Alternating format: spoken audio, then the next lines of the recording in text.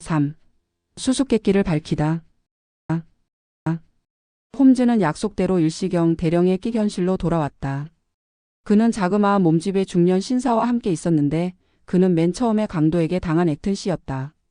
이 조그만 사건을 설명하는 데는 액튼 씨도 와주시기 바랐기 때문입니다. 이분이 사건의 내용에 흥미를 가지시는 것은 당연하기 때문이지요. 대령님, 저처럼 이를 몰고 다니는 사람을 집으로 부르신 바람에 귀중한 시간을 소비한 것을 후회하시지는 않는지요? 대령이 얼른 대답했다. 천만에요. 오히려 당신의 수사 방법을 살피는 기회가 생긴 것을 대단히 고맙게 생각하고 있어. 네, 고백합니다만 그 방법은 내가 상상한 것 이상의 것이어서 당신이 어떻게 해서 결론을 내리게 되었는지 도무지 알 수가 없구려. 나는 아직도 어떻게 된 건지 통 알 수가 없으니.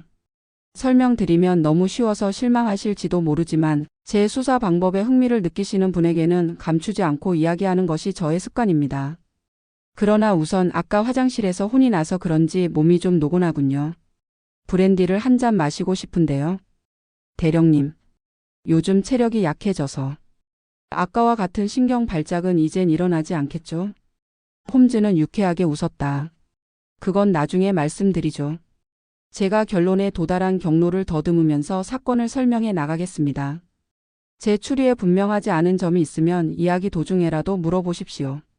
탐정술에서 가장 중요한 건 숱한 사실 중에서 어떤 것이 우연한 것이고 어떤 것이 필연적인 것인가를 구별하는 겁니다. 그렇지 않으면 정력과 주의력이 낭비될 뿐이고 집중되지 못합니다. 이 사건에서 해결의 열쇠는 시체가 쥐고 있던 종이 쪽지에 있는 것이 처음부터 뚜렷했습니다. 그 종이 쪽지를 생각하기 전에 다음 사실에 주의해 주십시오.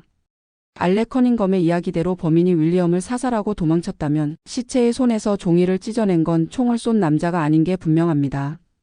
따라서 총을 쏜 남자가 종이 쪽지를 찢어내지 않았다면 틀림없이 알렉 커닝검이 찢어낸 게 됩니다.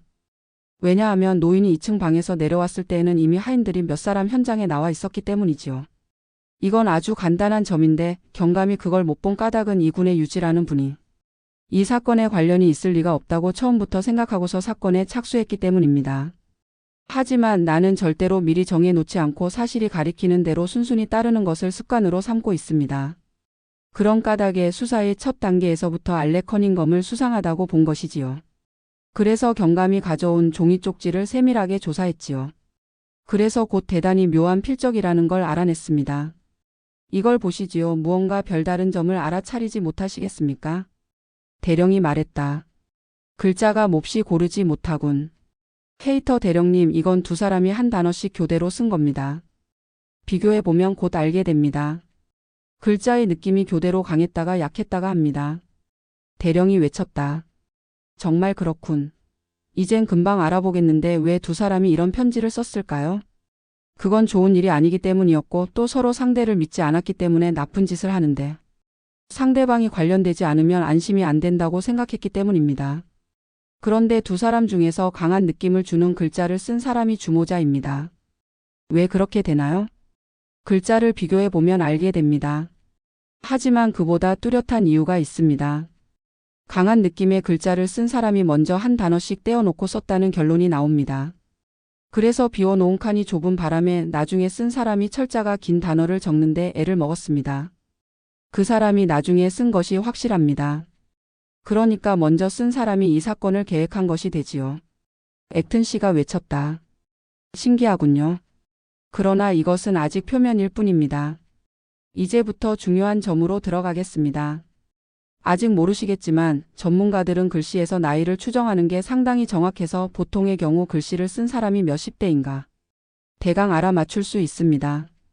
보통의 경우라고 말씀드린 건 병으로 몸이 허약해지면 청년이라도 노인처럼 약하게 쓰곤 하기 때문입니다. 이 사건의 경우엔 한쪽 글씨는 대담하고 힘찬데 다른 쪽은 등이 부서진 듯이 비틀거립니다. 이것으로 한쪽은 청년이고 한쪽은 상당히 나이가 든 노인임을 알 수가 있습니다. 액튼 씨가 또 외쳤다. 참 신통하군요. 그러나 보다 더 세밀하고 흥미있는 점이 있습니다. 두 사람 글씨에는 닮은 점이 있습니다. 즉 핏줄이 같은 사람들의 글씨입니다. 물론 나는 종이 쪽지를 조사한 결과 알게 된 중요한 점만을 들고 있습니다. 그 외에도 알게 된 점이 여러 대목이 있지만 그러한 점에서 이 쪽지를 쓴 건 커닝건 부자가 틀림없다고 생각했습니다. 여기까지 추리하고서 다음에는 범죄의 방법을 조사하기로 했습니다. 그래서 경감과 함께 그 저택에 가서 볼 수 있는 것들을 모조리 보았습니다. 시체의 상처는 확실히 4m 이상의 거리에서 쏜 것이었습니다. 옷에는 화약으로 탄 데가 없습니다. 따라서 알렉이 권총이 발사될 때 두 사람이 싸우고 있었다는 건 거짓말입니다. 그리고 범인이 큰 길 쪽으로 도망친 장소가 일치하고 있지만 우연히 거기에는 바닥이 축축한 폭 넓은 도랑이 있습니다.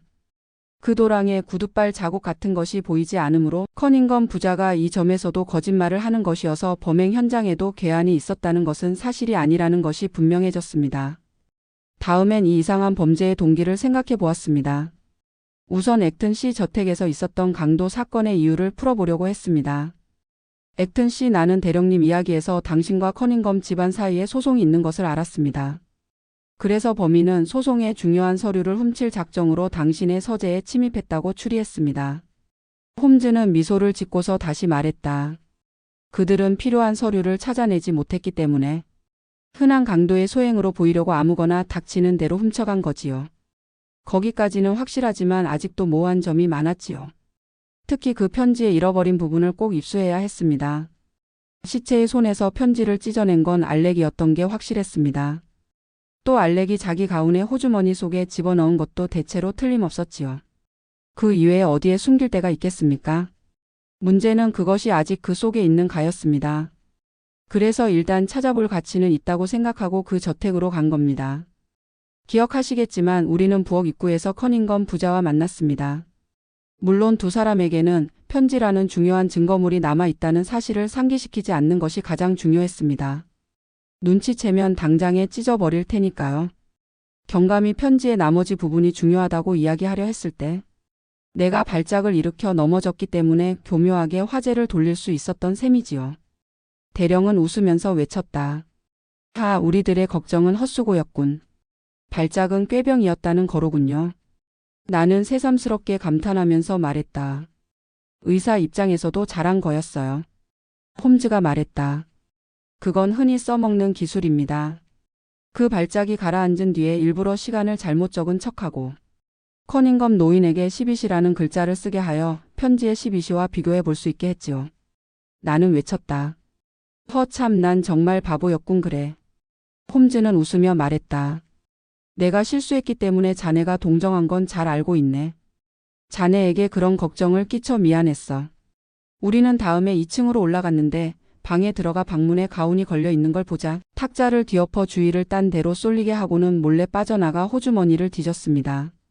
그러나 호주머니 속에 있는 쪽지를 손에 넣는 순간 커닝건 부자가 덮친 것인데 여러분이 나를 구하러 와 주시지 않았더라면 그때 그곳에서 나는 살해되었을 겁니다. 지금도 그 젊은이에게 목이 졸리는 기분이 들고 아버지는 편지를 빼앗으려고 내 손목을 지독하게 비틀었지요. 그 두 사람은 내가 모든 것을 알아낸 것으로 판단하고서 갑자기 절망 속에 빠져 필사적으로 덤벼들었던 겁니다. 나중에 범죄의 동기에 관해서 커닝건 노인과 얘기를 나눠보았죠. 노인은 풀이 죽어 있었지만 아들은 여간한 악당이 아니어서 권총이 손에 들어가면 자기 머리든 남의 머리든 마구 쏘아댈 것 같더군요. 커닝건 노인은 상황이 불리한 걸 알고는 기운을 잃고서 모든 걸 고백했습니다. 두 사람이 액튼 씨 댁을 습격했을 때 윌리엄이 몰래 뒤를 밟아 두 사람의 비밀을 쥐게 되자 그걸 밝히겠다고 그들 부자를 협박하여 돈을 빼앗아 내려고 한 것 같아요. 그러나 알렉은 그런 협박 상대로는 잘못 고른 상대였습니다. 그는 강도극을 꾸며서 협박자를 없앨 수 있다고 보았지요. 그래서 윌리엄을 유인하여 사살한 겁니다.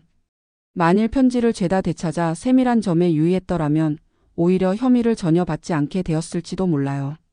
내가 물었다. 그럼 편지에는 무슨 말이 적혀 있었나? 홈즈는 우리들 눈앞에 온전하게 이은 편지를 내놓았다. 15분 전 12시에 동쪽 문으로 온다면 좋은 일을 가르쳐 주겠다. 너에게도 또 애니 모리슨에게도.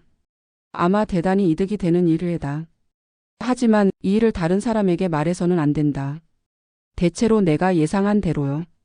물론 알렉 커닝건과 윌리엄 커언과 애니 모리슨이라는 여자 사이에 무슨 관계가 있었는지는 아직 모릅니다. 결과로 보아 그들은 덫에 보기 좋게 걸린 셈이지요. 피자의 필기체와 지자의 필기체 사이에 비슷한 데가 있습니다. 아버지가 쓴 아이자의 점이 없는 것도 커다란 특색입니다. 와트슨 시골에서의 휴양은 대성공이었네. 내일은 기운을 차려 베이커 가로 돌아가세. 끝.